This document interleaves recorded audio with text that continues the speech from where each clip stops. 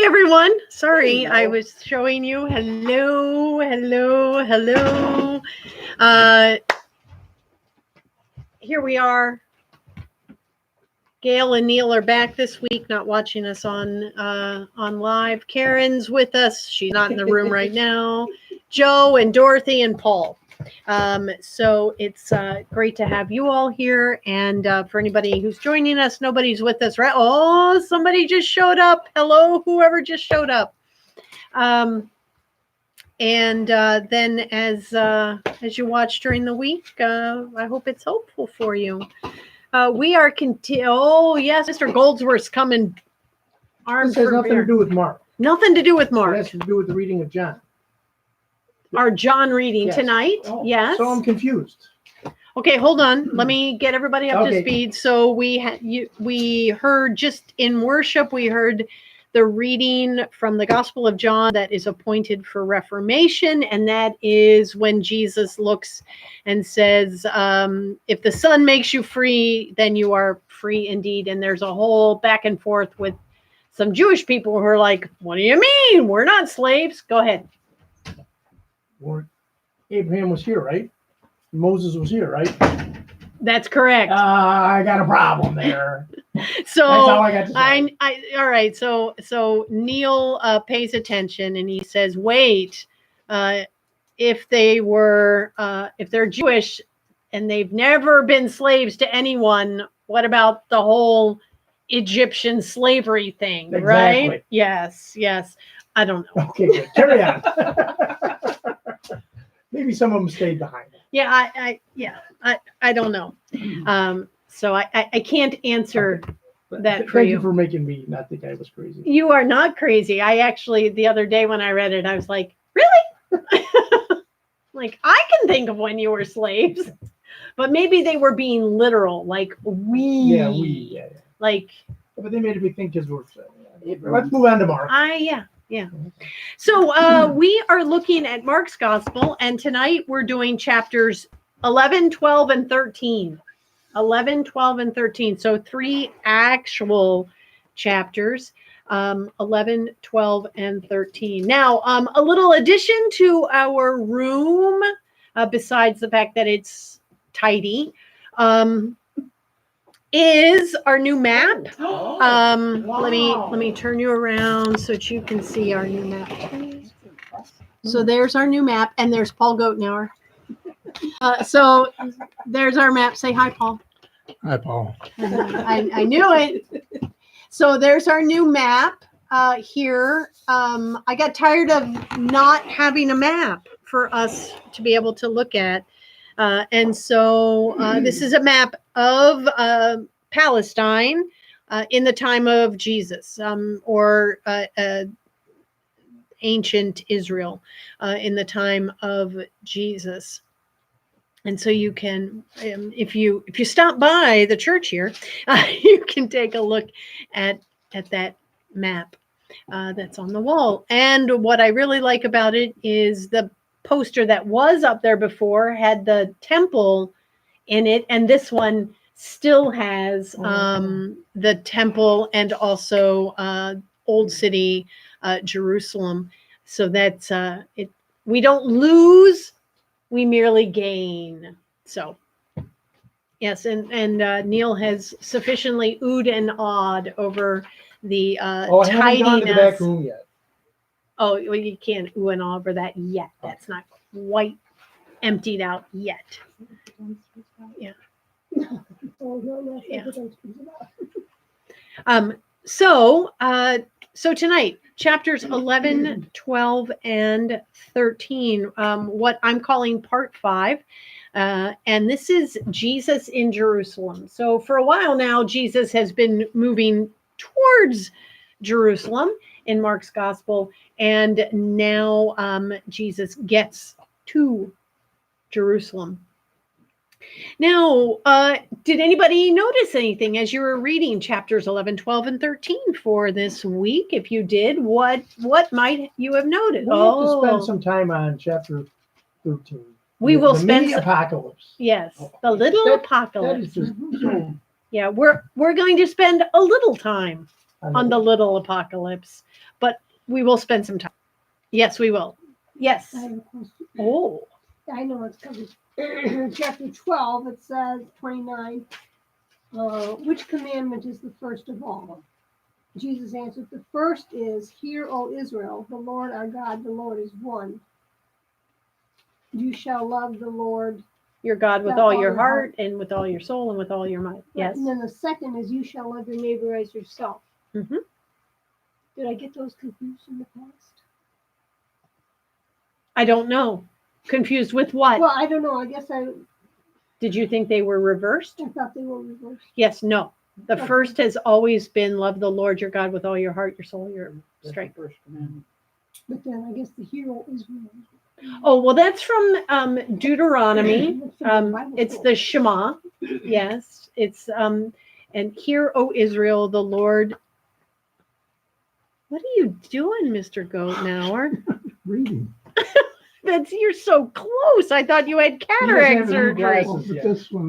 this one can't see close, and this one can only see close down here. Okay, Yeah, all it's right. not- You do what you need to. I was just very concerned for a moment. I'm quite used Like- to it. Like how are you going to drive home if that's? Driving and reading are two different things. Yes, huh? Well, I agree. I just was concerned there for a moment. Okay. All right, good. I'm glad. Way So up. We're in those the are not cul-de-sac. that. Yeah, whee! We're going off on a lot of tangents tonight. I feel like I'm at the noon class. We go off on a lot of. Okay, we better get back on track. We got a lot to cover in 1 week. I can go off on tangents at noon. Anybody notice anything about the reading? He goes into more detail than he usually does. So much detail.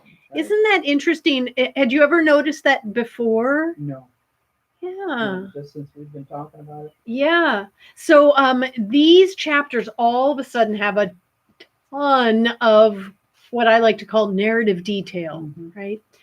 Sometimes I have to reel myself in when I'm telling a story because I don't need as much narrative detail as there might be. So yes, Mrs. Well, I thought this Stinchcomb. this beginning of chapter 11 is kind of very confusing in here, isn't it? It is. He just sends them out to get the colt, and he gets on the colt, and then it's like we know it as the triumphal entry, but it doesn't. There's no reason for it. All right. So we'll talk about that a little bit and we'll see if we can figure out what Mark was trying to get across. Because remember, we're approaching Mark, not that he's telling a history of what Jesus did, not that he's trying to set the record straight on any of that. He's got a theological agenda that he wants to get across, right? So here is something that one of the commentators that I was reading today pointed out, and then I was totally stunned, and I was also somewhat chagrined that this commentator did not take it the final step. So from chapter 11 until the end of Jesus's passion, there are 6 days. So what's really interesting, one thing that's interesting, is up until now in Mark's gospel, you can't tell when things are happening. Every once in a while, you might get and then they went, right? Or that evening, but very rarely.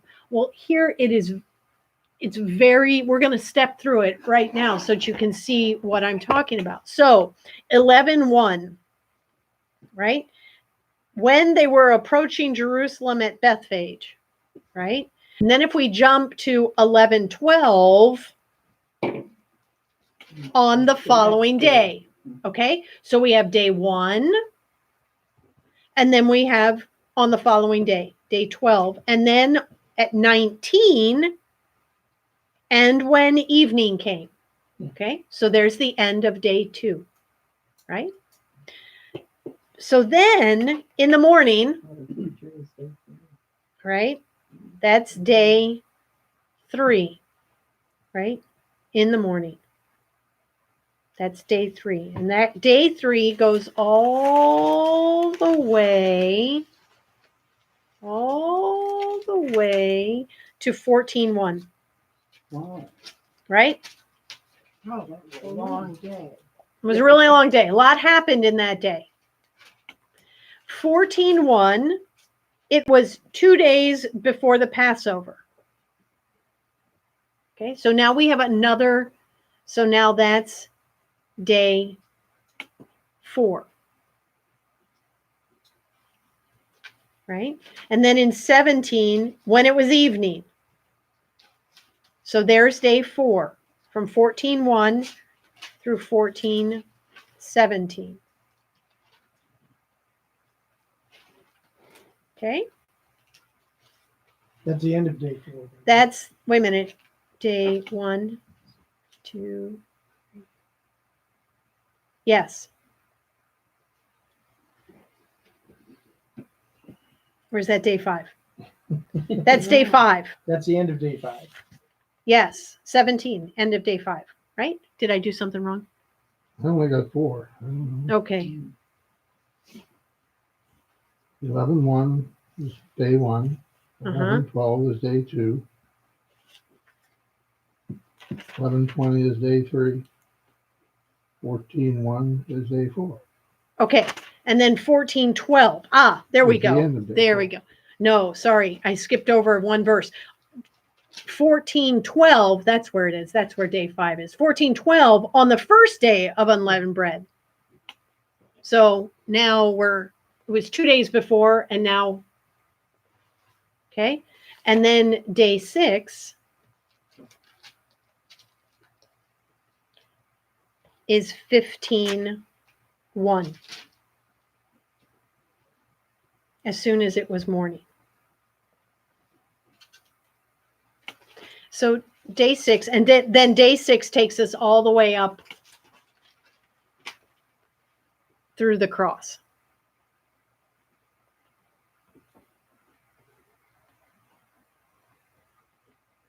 The next day that is said is really the 8th day, but the 7th day is then resurrection day. What was 4 in here? Day 4? 14:1. Oh, Well, wouldn't 16 be the 7th day? And when the Sabbath had passed, that would have been Sunday morning. 16, if Sabbath was Saturday. So, yes. So, but if we say that he picks out 6 days, Yeah. right? That there are 6 days that he picks out, right?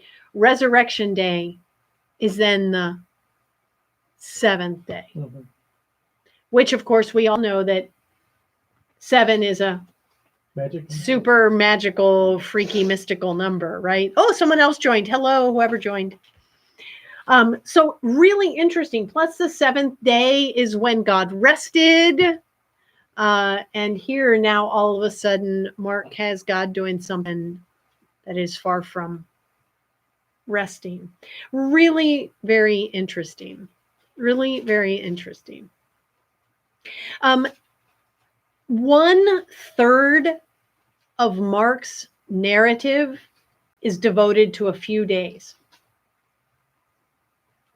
And a full 1/6 of his narrative is devoted to the last 24 hours of Jesus's life. say that again. 1/3 is devoted to like the last week of Jesus's life. And a 1/6 of his narrative is devoted to the last 24 hours of Jesus's life. From this, we can tell that the stuff that's happening over the next few weeks that we're going to be doing together is pretty darn important.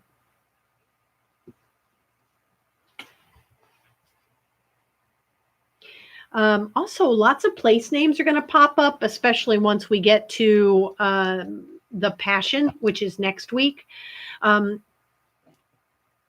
If Mark didn't know geography, remember how we talked about the fact that he had no idea where on the map he was going. He certainly knows these place names very well.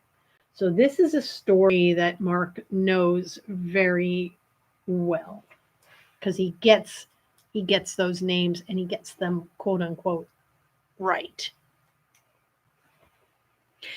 Why do you suppose Jesus condemned the fig tree I'm when good. he knew it was not in season? Yeah, here we go. Hold on. Okay. Hold to that. I never understood that. Yes, yes. You're gonna make me understand? No. Okay. I can give you an explanation. I can not make you It's understand. one of those questions you save for when you get up there. Say, hey, I got a question. Yeah. So, yes, what were you going to Jesus say? just said, I never did that. Yeah, yeah, that's pretty much what Jesus is going to say. I don't Mark, maybe I don't know what told you Mark was that. thinking about. I don't know what Mark. Yeah, Mm. what? But it does say that the fig tree next year would bloom again, so Yeah. he didn't kill it. So Jesus, in these chapters that we're looking at today, Jesus comes to Jerusalem and he enters, quite frankly, with quite a bang, right? Mhm. He makes a pretty big deal of entering. So the first thing we get is what we call the triumphal entry or Palm Sunday, right? Now, what is all of this stuff all about? Why is this? The other thing to remember is that this most likely happened. Some form of this occurred because we have the rule of multiple attestation, right? It shows up does it show up in John? Yes, I think so. I should know that. You should. Sorry. I do not know that off the top of my head. And I will not take the time to look it up. Somebody out in YouTube land can look it up and write it in the comments for me.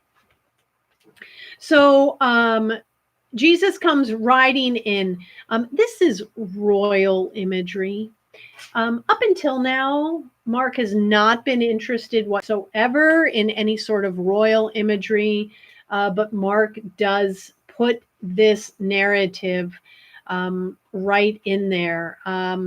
Riding a donkey had a part in the ritual installation of kings.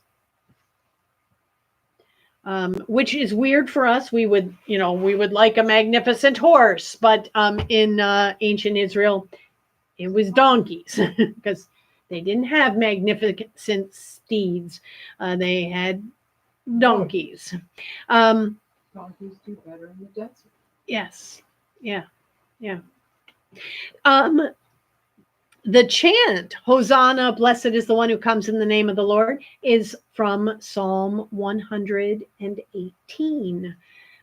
It's also then repeated in the explanation to the parable that Jesus gives a little later on about the vineyard and the cornerstone that's been rejected. That's also from Psalm 118. There is a ton in these few verses, just a bunch of Old Testament imagery. We could spend the next 20 minutes on the imagery that is in here. Basically, a Jewish audience would have caught all of that royal imagery, all of the psalm imagery, everything that was all around it, which further commends the fact that Mark is not talking to a Gentile audience. He's talking to a Jewish audience. For us, it's good enough to know that it's bringing across some royal imagery, bringing up king psalms and conjuring up, it would conjure up for people listening this sense of, this guy's going to do something, right? Something's going to happen here.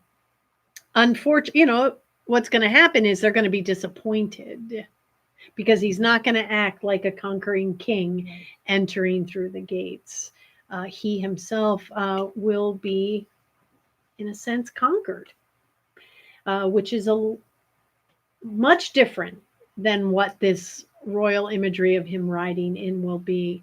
And in a lovely turn that none of the evangelists was able to let go of, the richness of the crowds shouting Hosanna, and just a mere few days later shouting jeers at him was too much for a storyteller to let go of. And so all of them will desert him in the end, even though they throw their robes and their waving palm branches. It will not last. The next thing we have is this a whole bunch of stuff revolving around the temple. And really over this week and next week, as we do our reading and studying, we're going to see Jesus leveling a polemic or an argument against the temple. That the temple is going to be destroyed. We read that in the little apocalypse that Neil wants us to get to tonight. False witnesses will, at Jesus's trial, will accuse him of saying that he was going to destroy the temple. He's going to be mocked because you said you could destroy the temple and bring it back up. Well, why don't you get yourself down from the cross? You know, that sort of thing. And then the temple curtain being torn in two. So there is a polemic that is going to start happening that Mark is going to raise up and say that this temple is going to be destroyed. Now, if we remember, we are saying that even though it's very difficult to date Mark's gospel, we're saying that it's after the destruction of the temple, but before people get booted out of the Jewish system. This is really going to start playing it out for us because all of this temple destruction talk really points to the fact that Mark's community was probably wrestling with what does it mean to be a Jew without a temple. And in fact, we're going to see some of that in the questions that are asked a little later when he starts sparring with the religious leaders. So I love it. First, Jesus comes in. As soon as he gets off the donkey, he comes in, takes a look around the temple, says, all right, I got work to do here tomorrow. And then he leaves and he heads out, right? And then we get this odd little story of the poor fig tree, right? Odd little story of the poor fig tree. However, do you notice that Mark has done what he's done over and over and over and used the story of a fig tree as a bracket to whatever else is going on? Like last week with the blind guys as brackets, as bookends. And we used those bookends to help us interpret what was going on. Here, we're going to use this sad little odd story of the fig tree to help us interpret what is going on. Mark loves this narrative ploy. He just loves doing this over and over in the gospel. He's done it. You'll remember, he bracketed the story of Jairus's daughter with the woman. The story of the woman with the hemorrhage with Jairus's daughter. So he does this quite a lot. He loves this. So it's going to help us interpret the cleansing of the temple. So first of all, we have to go and say, all right, so Jesus goes to the fig tree and he expects to find fruit. Ding, ding, ding, ding, ding, ding, ding, ding, ding, ding, and finds none. Even in the temple, he finds no fruit, right? So what we're supposed to look at in this temple setting is where's the fruit, or where is the fruit not? Fruit being the actions that come out of our faith. So we're going to keep that in mind. The first, and then of course he at the end, it's withered, right? Because he curses it, so it's withered. And so we want to take all of that and think about the cleansing of the temple. Now, we all in this room, I bet we all were told about the cleansing of the temple as we were growing up in the church, right? And it was because those people were robbing the poor people, right? Okay. Maybe not. Just saying, maybe not.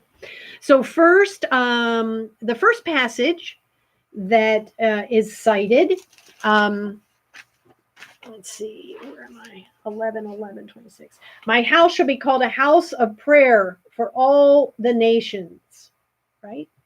That is a quotation from Isaiah 56. Isaiah 56. And so this was Isaiah's call that said everyone, even Gentiles, were going to come to God's house and be able to pray there. And in fact, I'm going to turn these people around, and if we turn and all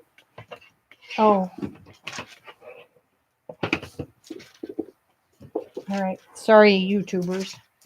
All right, so here's my map over here. I don't know if you guys can see that or not, but if we turn around and look at our map over here, here's the temple right here, and the Holy of Holies, and then the men were allowed to get in a little closer, and the women were allowed to get here, and then out here is the court of the Gentiles.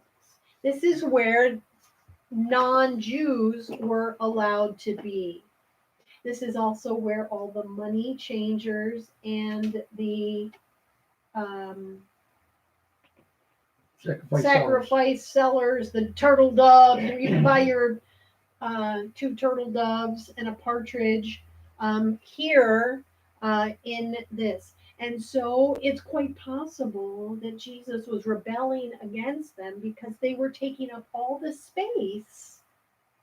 So Gentiles couldn't get in there.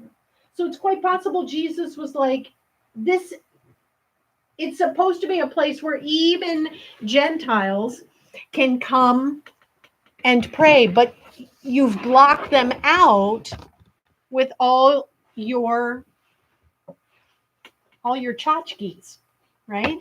They're not tchotchkes though. The second half of that that quotation, but you have made it a den of robbers. One of the commentaries I read today said that they think that that's an unfortunate translation, because robbers does indeed then make it sound as if they were defrauding the people coming. It's quite possible that they were. It's also quite possible that they weren't. Is some of the things that's the den of thieves? So a den of thieves or a bandits. This commentator liked it as a bandit's lair. Right? And it's a quotation from Jeremiah 7, 4-11. So I just want to read that. Jeremiah 7, 4-11, as soon as I can find Jeremiah. Jeremiah what, 7? 7, 4 to 11.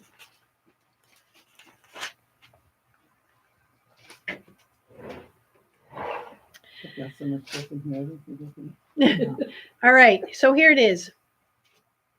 This is the temple of the, oh, do not trust in these deceptive words. This is the temple of the Lord, the temple of the Lord, the temple of the Lord. For if you truly amend your ways and your doings, if you truly act justly with one another, if you do not oppress the alien, the orphan, and the widow, or shed innocent blood in this place, and if you do not go after other gods to your own hurt, then I will dwell with you in this place, in the land that I gave of old to your ancestors. Here you are, trusting in deceptive words to no avail. Will you steal, murder, commit adultery, swear falsely, make offerings to Baal, and go after other gods that you have not known, and then come and stand before me in this house, which is called by my name, and say, we are safe?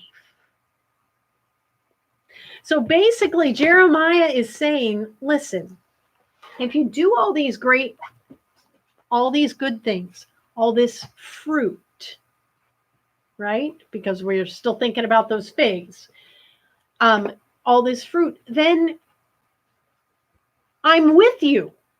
You don't need to be in the temple.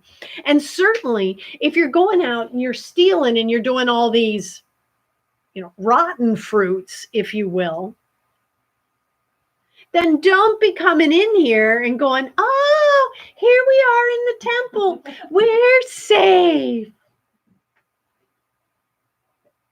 So it's about false worship, or maybe worse, empty worship. I think of back in the way early 80s, I watched a film called Super Christian. And you can still find clips of it on YouTube if you Google Super Christian. And it's this guy who on Sunday would put his best suit on, and he had a little Super Christian under, like a Superman thing underneath, except it was a big C. And he would go off to church and lead Bible study, but then the rest of the week He was out Sunday. he was a no good, right? So it's actually quite comical, and it's even more so because while I saw it in the early 80s, I believe it was filmed in the late 70s. Yes. So you can only imagine. Yes, it was. You can only imagine. So in a sense,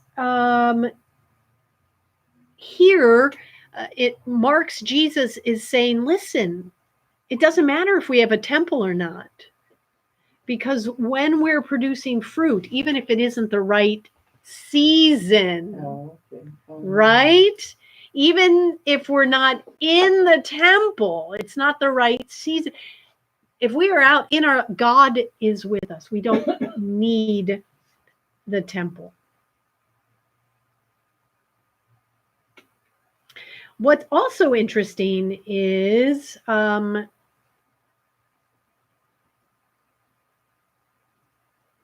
Josephus, who is he's a historian, a secular historian, and we know a lot about the time of Jesus from Josephus's writings.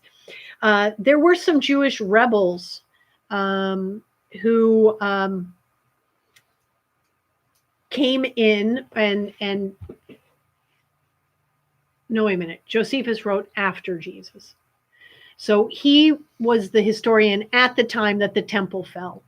And he recorded that the Jewish rebels, and the reason the temple was destroyed is Rome destroyed it because of these rabble-rouser Jews. And they ended up locking themselves in the temple.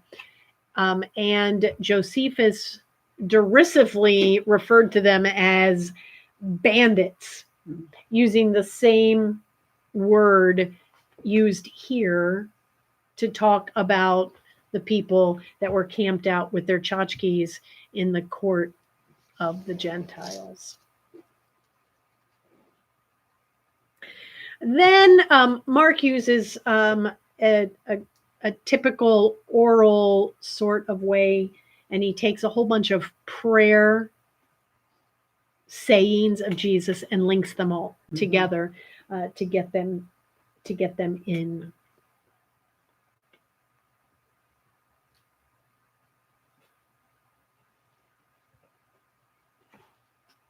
So the next part is a whole bunch about Jewish questions.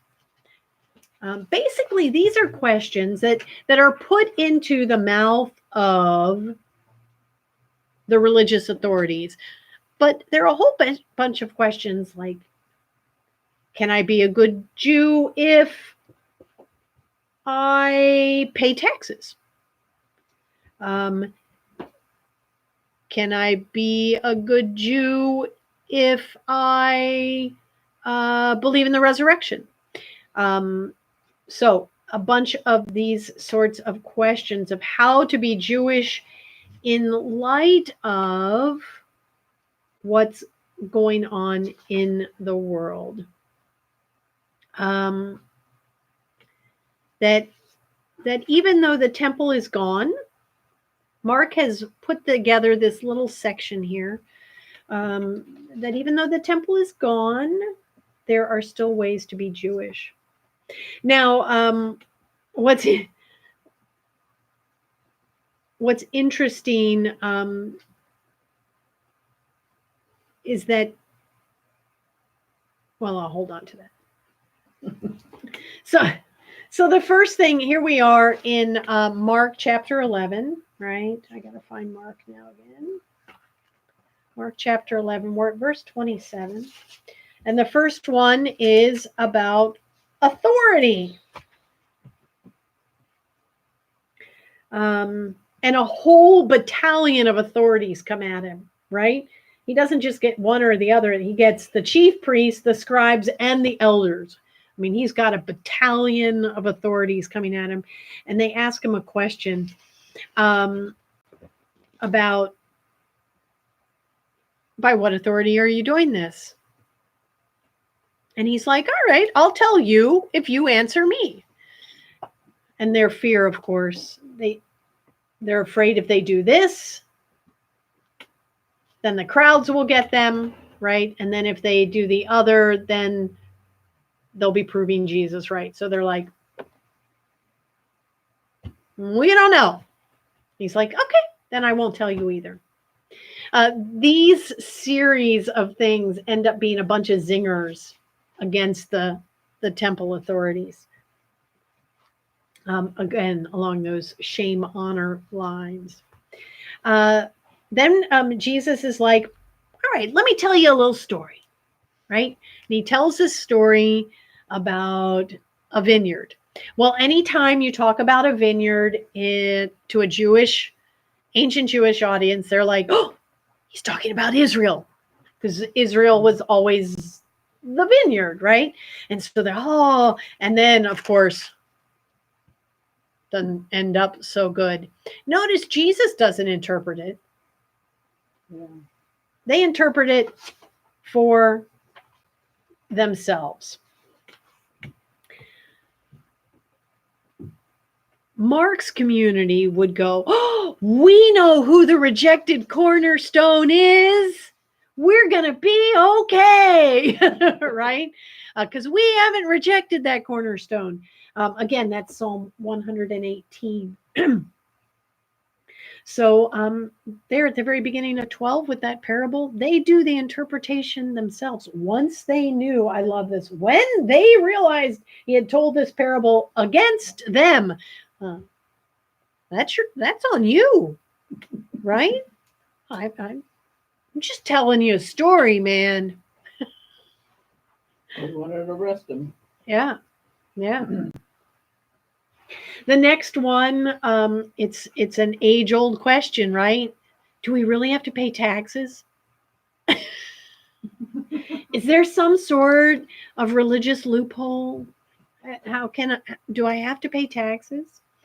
Roman coins were bad for Jews to hold on to. This is why there were money changers in the temple, right? Oh, Because the Roman coin had a picture of the Caesar on it. And you shall have no other gods before me. You shall have no graven images, right? And so that was a no-no. And so when you went to the temple and you were going to pay your temple tax, which is what your tithe, you couldn't have it with emperor on it. So they had to switch that money out for temple money, for Jewish money. You weren't supposed to even, devout Jews didn't even carry that money or touch it. They would switch it and probably get somebody else to switch it for them. Everything okay out there? What's going Just on? had cars come through. It's just hard to go and do it from here. Shut off the lights. wow.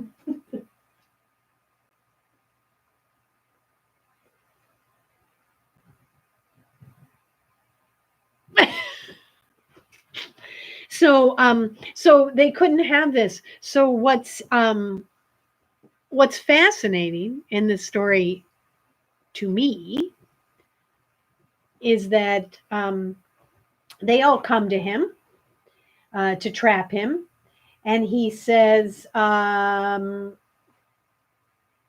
is it lawful to pay taxes? Should we know? Bring me a denarius and let me see it.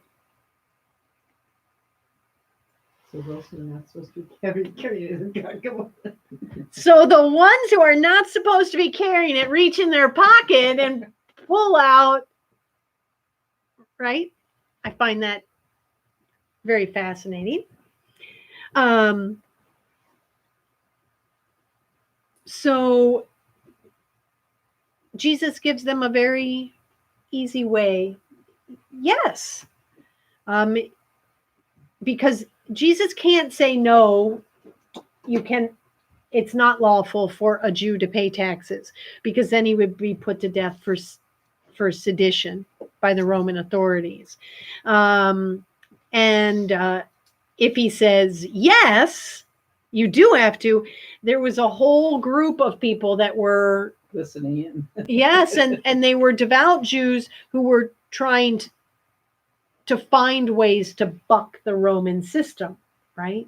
And so therefore, no, a good Jew should not pay their taxes. So he gets out of it altogether. Mhm. Give to Caesar what is Caesar. So here's the denarius, give it.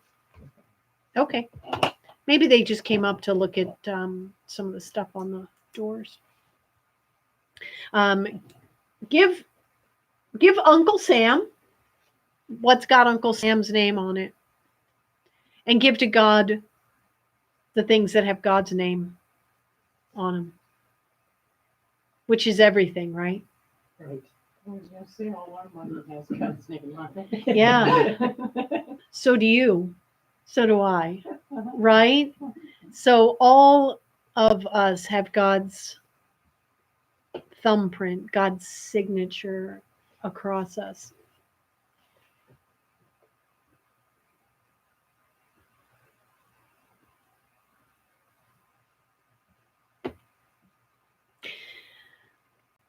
Oh, then we get this great little story about the resurrection, right? It's a fantastic little story about the resurrection. So the Sadducees, there's not a lot known about the Sadducees, but they really liked to stick. They were pretty strict constructionists with the first five books of the Hebrew scriptures, with the Torah, Genesis, Exodus, Leviticus, Numbers, Deuteronomy. They were not fans at all of oral law. So all the traditions of the elders, things that would have been laid out in the Talmud, the Mishnah, apparently the Sadducees didn't like that. If it wasn't talked about in the Torah, then it wasn't. So angels, well, no, angels are talked about, right? Because they go to the oaks of Mamre. But resurrection is one of those things. First 5 books of the Bible, no talk of resurrection. So their question, they devised the most absurd possible scenario, right? Where, of course, how many times is she married? 7. 7, right? Joanne Bamness. Yeah, so 7 times. You don't know somebody who's put 7 husbands in the ground, do you? Well, we don't know if they're all in the ground, but she's in there. That's a lot. Yeah. That's a lot. I don't know about you, Mr. Golds, but 1 is enough for me.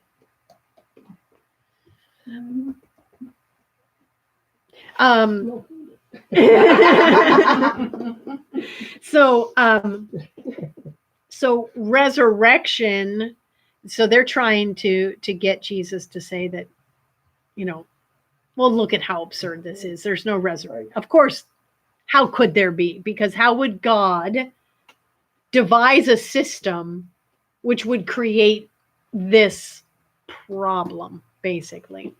And of course, Mark's community, The Mormons. of course, Mark's community is all about resurrection, right? Because that's where their bread and butter is, resurrection. So Jesus is depicted as a sage here, and then later on, when he starts talking about David's son, how can they say that David's son is right? There, he's a scriptural scholar. So here we get to see Jesus working the sage thing. I'm sure that this argument that Jesus lays out by our modern standards is like rather dubious at best. But in an ancient sense, it works. It's a good argument. And I totally love it that finally Jesus just looks and says, well, you're just wrong. I love that. I want to be able to say that at some point to say, well, you're just wrong. That never happens at your house. No. That happens here. Yeah, but I never said it. Oh, I never said it out loud. No, no, somebody else. That's to someone else. Yes, you're just wrong.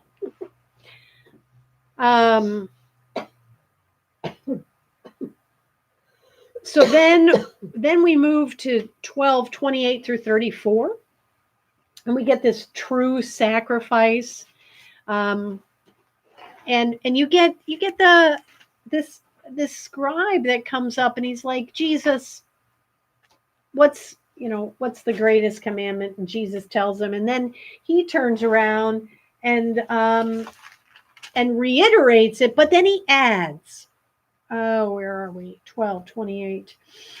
He says, then the scribe just said to him, you are right, teacher. You have truly said that he is one, and beside him there is no other, and to love him with all heart and with all understanding, blah, blah, blah.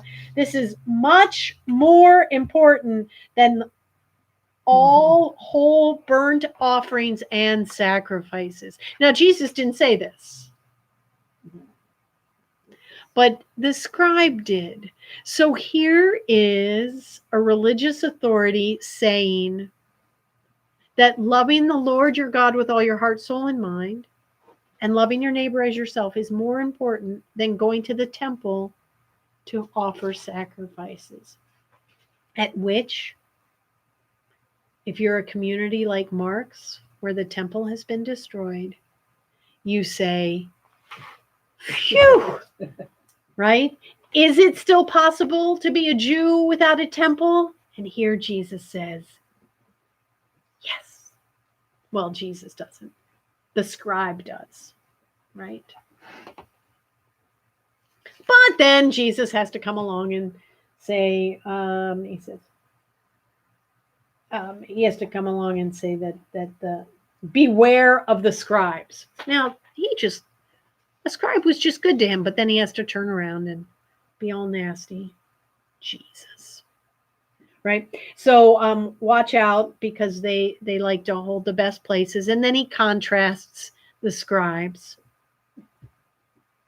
with a Wearing widow. fancy clothes. Yes, with a widow who's got Oh, nothing yeah, right. but gives everything. Yeah, right. Right? Yeah, I like Yeah. that story.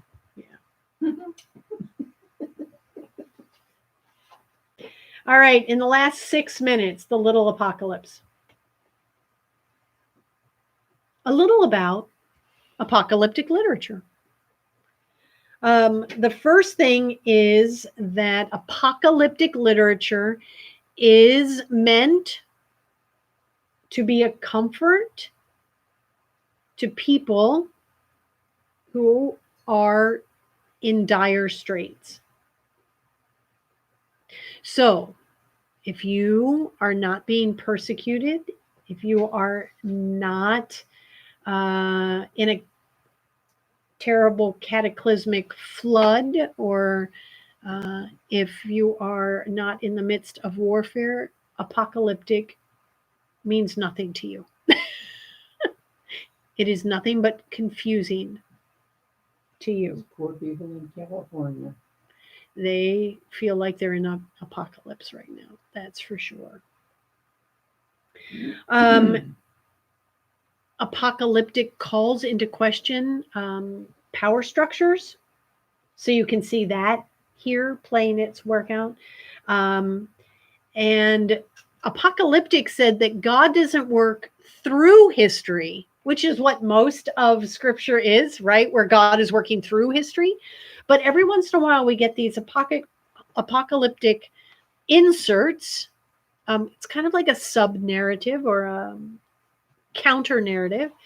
So God's working through history, through Moses, right? Through the prophets, through Jesus, through Peter and Paul and Mary.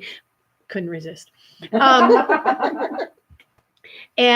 But then you have an alternate, you have this counter narrative where you have apocalyptic, which says that God works in spite of history. So God works outside of history to bring about that which God wants to bring about. And so as we look at this little apocalypse, the first thing that I want you to note is that it starts chapter 13, verse 1. As Jesus, that's who the he is, as Jesus came out of the temple, one of his disciples said to him, "Look, what large stones! All the better to eat you with." Every time I read that, that's what I think of the big bad wolf and Little Red Riding Hood. Okay. So they say this temple's going to be destroyed, right? So then when he's sitting on the Mount of Olives opposite the temple, Peter, James, John, and Andrew ask him privately. Oh, remember how we've said before that whenever Jesus takes the disciples away privately in Mark's gospel, it's probably Mark having a little in-house conversation with his own community. So the whole little apocalypse here is probably Mark going, "It's going to be okay, people. It's going to be all right. It looks bad now." That description does not look good. Right? But imagine Mark's community has just lived through the sacking of the temple in Jerusalem. Mm-hmm. And I'm guessing that Mark, being that he knows a lot of this stuff, has an ear to the ground in terms of what's coming down the pike with Christians getting booted out of the community. So Mark is like, okay, we just lived through some bad stuff, and now there might be some worse stuff coming down the line. And then when you read this as that sort of that time between the temple is destroyed and they're getting booted out. Suddenly, when you're getting handed over by your father because you're a Christian, you're a follower of the way, you know, all of a sudden, this takes on a lot more meaning because it says it's going to be bad, but God's got you. So just hold on. That's the purpose of apocalyptic. You know, one of the things that when I read something like this, I don't know how many remember McCarthyism and how scary it was for people because they were so afraid that the neighbors were going to turn them in. Turn them in. And it really was a big fear. And apocalyptic in that time says, yes, it's frightening, but God's got you. And so, but when you're not in that sort of a situation, you're like, well, this sounds horrible. Yeah. And it does.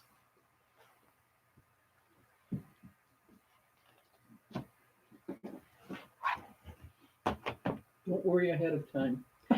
Don't worry ahead of time. Yes, yeah.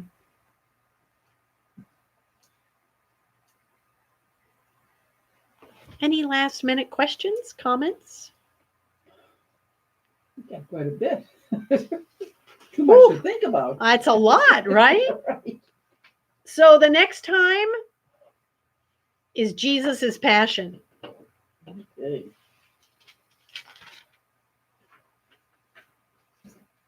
We're just going to do it all in one night. Whew. Jesus' passion next time. Chapters 14, 15. Just 14 and 15. Just after one day. Oh, yeah, right. Oh, yeah. All right. Thank you all for joining. Thank you, Rich. It's good to see you. It's always good to have you. Thanks to whoever the second person is out there. It's nice to have you. And if you watch during the week, thanks for watching. As always, if you have any questions out there, you can reach me at pastor@celebration-lutheran.org. You can check out our webpage too, and that'll give you that email as well. Otherwise, see you all next week, November 6th. Does that sound right? That's right. Doesn't even sound right. It is right. November 6th. We'll see. I can't believe it's November already. No. What in the world? And the Thank 13th, you I'm all. gonna try making that new Good night. recipe that I got from a woman at St. Luke's. Oh. Okay. Don't forget to email